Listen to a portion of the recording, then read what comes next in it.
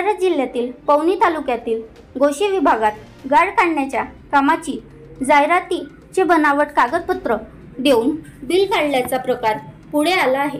गोशी विभागातील गाळ काढण्याच्या कामाची जाहिरात प्रकाशित करून खोटे बनावट कागदपत्र जोडून बिल काढण्यात आले असे आरोप होत आहे।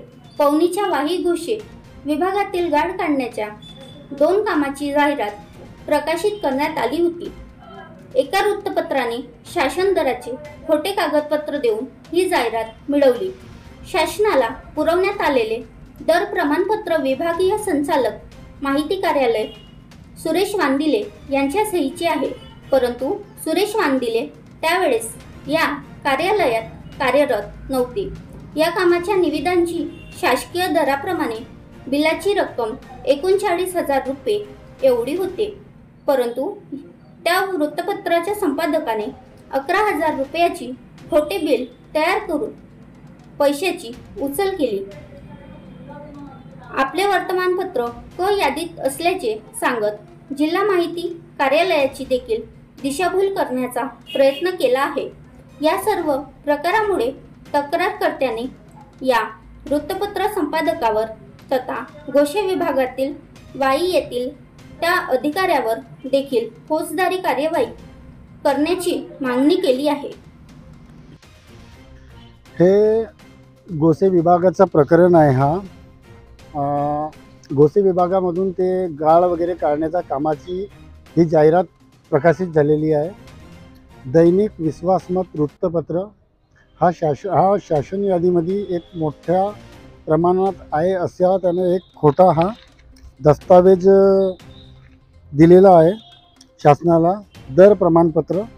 आणि इथं ही जो सुरेश वांदिले सर जे आहेत संचालक माहिती हे त्यावेळेस तिथं म्हणजे त्यावेळेस हे कार्यरत नव्हते, त्यावेळेस कार्यरत होते बागुल सर। 2018 पासून बागुल सर कार्यरत आहेत या म्हणजे डिपार्टमेंटला। आणि त्यांनी हा खोटा कागद जोडून म्हणजे हा बनावटी कागदपत्र जोडून सनेरी त्यांनी ती 25 लाख रुपयाची म्हणजे एक काम 15,34,000 रुपयाचा होता आणि दुसरा काम 10,95,000 रुपयाचा होता। अशी ही खोटी जाहिरात आणि हे खोटे कागदपत्र सांगून त्यांनी ती जाहिरात लावलेली आहे तिथं। आणि 26/9/2023ला ही जाहिरात प्रकाशित झालेली आहे। ही बाब मला कळताच मी शासनाला कळवण्याकरिता अर्ज केलेला आहे। कालच्या तारखेला 3/7/2024ला मी नागपूर विभागाला म्हणजे अधीक्षक अभियंता गोसेखुर्द प्रकल्प मंडळ नागपूर इथं मी तक्रार केलेली आहे।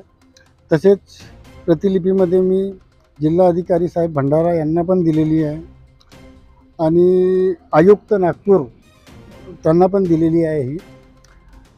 ही तक्रार मी दिलेली आहे नागपूरला।